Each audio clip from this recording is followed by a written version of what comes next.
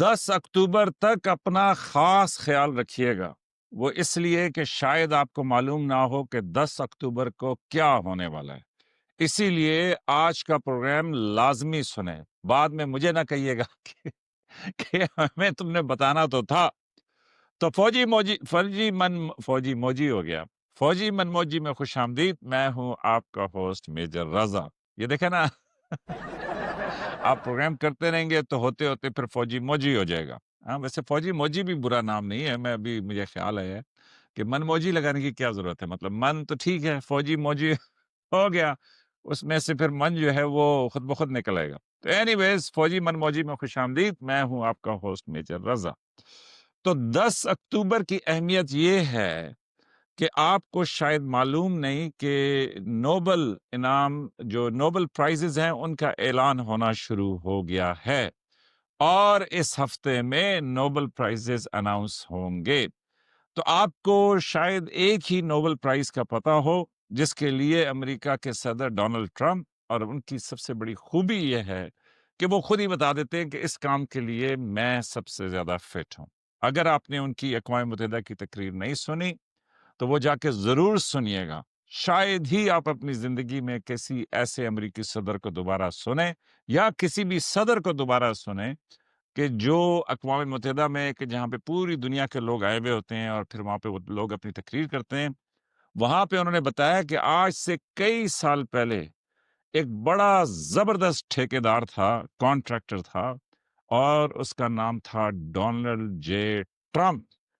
اور انہوں نے کہا کہ میں نے اور اس ٹھیکیدار نے، ڈونلڈ جے ٹرمپ جو ٹھیکیدار تھا، $500 ملین کا یو این کو انہوں نے ایک ایسٹیمیٹ دیا تھا یا کوٹیشن دیا تھا، اور یو این کی بدقسمتی کہ وہ پہچان ہی نہیں سکے اس نایاب گوہر کو کہ جناب یہ کتنا زبردست ٹھیکیدار ہے۔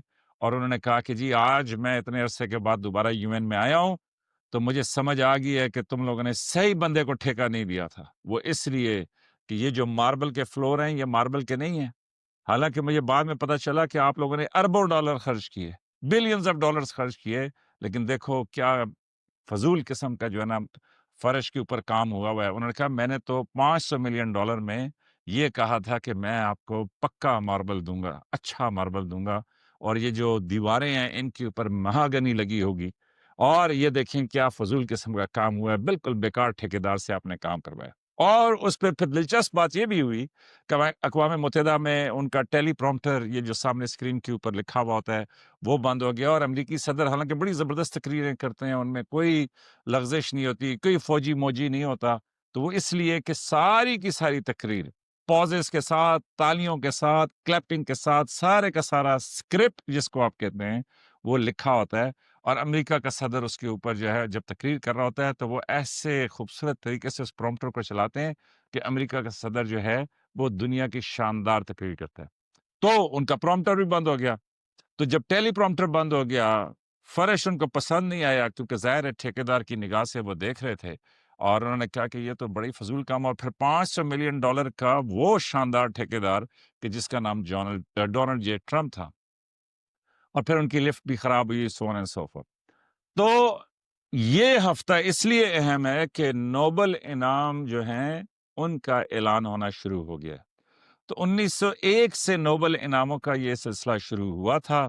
یہ ایک الفریڈ نوبل صاحب تھے کہ جنہوں نے اپنی وصیت لکھی تھی، اور انہوں نے خیر سے، مطلب وہ سویڈش ایک وہ تھے، کیا کہتے ہیں اس کو، انڈسٹریلسٹ بھی تھے، ظاہر ہے ایک ہر دل عزیز شخصیت تھے، سائنٹسٹ بھی تھے، ڈسکوری بھی کرتے تھے، اور انہوں نے ڈائنامائٹ جس کو بارود کہتے ہیں، انہوں نے اس کو ڈسکور کیا تھا، اور اس کے بعد جو بھی انسانیت کے کمال کے لیے، مطلب انسانیت کی معراج کے لیے یا لوگوں کی بھلائی کے لیے جو بھی کوئی کام کرے اس کو پھر نوبل انعام سے نوازا جاتا ہے۔ اس کے لیے کئی کمیٹیاں ہیں۔ تو کل نوبل کے انعام اناؤنس ہوئے تھے میڈیسن کے لیے، اور آج ہوں گے فزکس کے لیے، یعنی 7 تاریخ کو فزکس کے لیے، 8 تاریخ کو کیمسٹری کے لیے، 9 تاریخ کو لٹریچر کے لیے، اور 10 تاریخ کو نوبل کا جو امن کا انعام ہے، پیس کا، وہ اناؤنس ہوگا۔ اور اس میں بھی جو سب سے بڑا کمال ہے، اور اس کے بعد ایک اکنامکس کا ہے کہ جو جس کی تاریخ میرے پاس نہیں لکھی بھی، میرے خیال میں 13 تاریخ کو اناؤنس ہوگا، شاید بیچ میں ویکینڈ ہے۔ تو 10 तारीख को जो नोबेल का इनाम अमन का अनाउंस होगा, ये वो इनाम है कि जो बराक ओबामा साहब को मिला था। फिर आपको वो एक तकरीर भी याद होगी कि जिसमें बराक ओबामा साहब ने व्हाइट हाउस में एक तकरीर की थी, जो सदर की तकरीर थी, उसमें उन्होंने ट्रंप साहब का मज़ाक भी उड़ाया था। और फिर किस्मत देखें कि ट्रंप साहब ना सिर्फ अमेरिका के एक दफ़ा सदर बने, बल्कि बीच में उनके कहने के मुताबिक उनके साथ ज़्यादती हुई, फिर वो दूसरी दफ़ा सदर बने और उसके बाद अब जो है वो एक ही बराबरी का रास्ता रह गया उसके बाद ट्रंप साहब। तो इसलिए वो जो नोबेल अमन है, वो एक तखसीस है कि जो बराक ओबामा साहब के पास है और वो ट्रंप साहब के पास नहीं है। तो इसीलिए ट्रंप साहब ने इस साल 2025 में उन्होंने खुद ही ऐलान कर दिया। उन्होंने कहा कि जनाब, नोबेल अमन के लिए जो मतलब अमन के लिए जो नोबेल इनाम है, उसका सबसे बेहतरीन, और ये ट्रंप साहब की मुझे खूबी ज़ाती तौर पे बड़ी पसंद है कि वो ना एक तो बड़े लहक-लहक के बोलते हैं इंग्लिश, और दूसरा फिर उसमें ना बेदरेग खुले दिल से कहते हैं कि everybody loves it, everybody likes it, it was the best idea. तो मुझे भी ये पसंद इसलिए है कि मुझे भी फौजी मनमौजी में ये करना चाहिए कि बेस्ट प्रोग्राम करता है आपका भाई, और लव करते हैं लोग, इंडिया पाकिस्तान हर जगह पे जो है ना बहुत मशहूर और दी बेस्ट। मैं तो ये सब कुछ मैं ही करता हूँ, लेकिन इस पे भी जो सबसे बड़ा कमाल है वो ये है कि नोबेल के इनाम के लिए आपकी जो डेडलाइन होती है वो होती है 31 जनवरी।